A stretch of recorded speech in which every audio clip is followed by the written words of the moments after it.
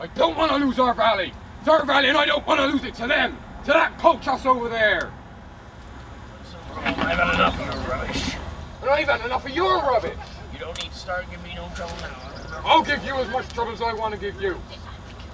Our land, and you're in it. In those hills over there, we stopped 3 Nazi tanks. But the apple orchard had already been destroyed. Our beautiful dairy farm is all in ruins. I set fire to it, comrade. What you mean you set fire to our comrade for? Firstly, I would like to protest against the restriction of time for discussion. We of the Galanskis coach house have spent 3 days and 3 nights in getting here. And now we allowed a discussion for only half a day. Comrade, we no longer have as many villages, and no longer as many working hands, and no longer as much time. All pleasures have to be rationed. Tobacco is rationed, and wine and discussion too. Death to the fascists! But I will come to the point and explain to you why we want our valley back. There are a great many reasons, but I will begin with one of the simplest. McKinney have a kids there. Unpack the goat's cheese. Excuse me, children.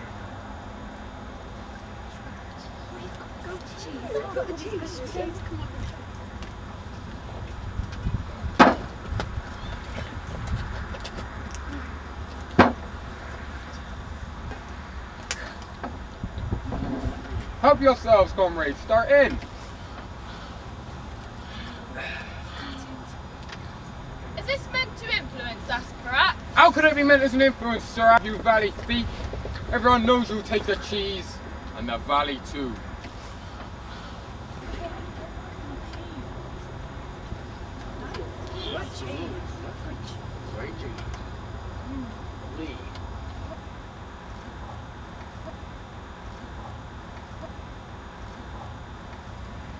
All I expect from you is an honest answer. Do you like the cheese? The answer is yes. Oh, I might have known you know nothing about cheese! Why not when I tell you I like it? Because you can't like it! Because it's not what it was in the old days. And why not? Because the goats don't like the new grass they used to like the old. Or cheese is not cheese because grass is not grass. That's it. Mind you, put that in your report. But your cheese is excellent. It's not excellent! Barely decent. The new grazing land is no good, whatever the young people may say. Doesn't even smell of morning there in the morning. It's impossible to live there, I tell you. The valley has belonged to us for centuries. What does that mean? For centuries? Nothing belongs to anyone for centuries. When you were young, you didn't even belong to yourself, but to Prince Gazbeki. According to the law, the valley belongs to us. The laws will have to be re-examined in any case, to see whether they're still valid. That's obvious. Does it make no difference what tree stands next to where one was born? Or what neighbour one has? Doesn't that make any difference?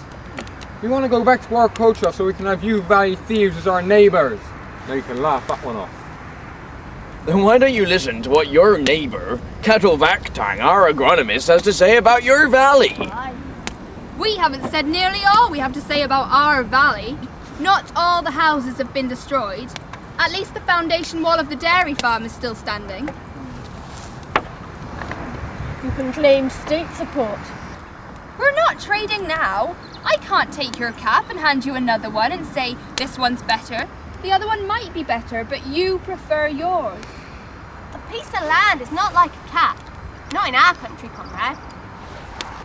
Last winter, comrades, while we were fighting here in these fields, we discussed how, after the expulsion of the Germans, we could improve our fields from what they originally were tenfold. I have here a plan prepared for the irrigation of these fields. With the help of a copper dam on our mountain ridge over there, then we could irrigate 300 hectares of unfertile land. Hectares? Well, I never knew that many land around here. Our culture could not only produce more fruit, but we could also produce wine. Why? This project would only pay, however, if we had the use of the disputed valley, the Galinx culture. Here are the calculations. Right into your report that our Kochos plans to start a new stud farm. Comrade, this project was conceived in the days and nights we had to take cover in them mountains, often without any ammunition for our few rifles. Even to find a pencil was difficult. That's right. Our thanks to the Rosa Luxemburg Kochos for defending our country. I got clap for that. Yeah.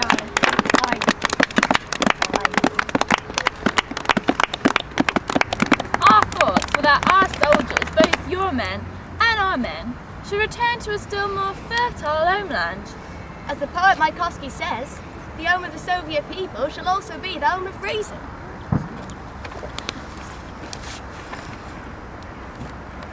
Look at that! Oh, I'm not gonna look at it. I knew the project would be good. Ha, not gonna have a revolver pointed at my chest. But they're only pointing a pencil at your chest. These valley thieves know only too well that we can't resist projects and machinery. You yourself are the worst one at projects, that is well known. Aye. I will support the transfer. What about you, Alico? I move. You give us copies of them drawings to take along.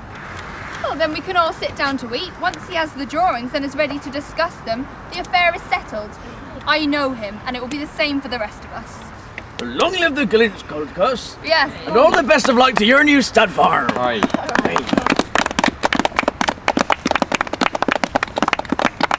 Comrades, in honour of the visit of the delegates from the Galinx Kochos and of the expert, we've arranged a play featuring the singer Arkady cheese2, which has some bearing on our problem.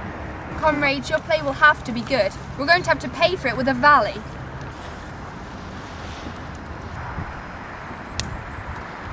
This is the Galinx Kochos, Arkady. I'm very honoured to make your acquaintance. I've heard about your songs ever since I was at school. This time it's a play with songs. Almost the whole Kochos takes part. We have even brought along the old masks. Is it gonna be one of them old legends? A very old one. It's called Chalk Circle and it's derived from the Chinese. But we'll perform it in an adapted version. Comrades, we consider it an honor to perform for you after such a difficult debate. And we hope that the words of the old poet sound as good in the shadows of the Soviet tractors. And while we know it's a mistake to mix different wines, mixing old wisdom and new works very well.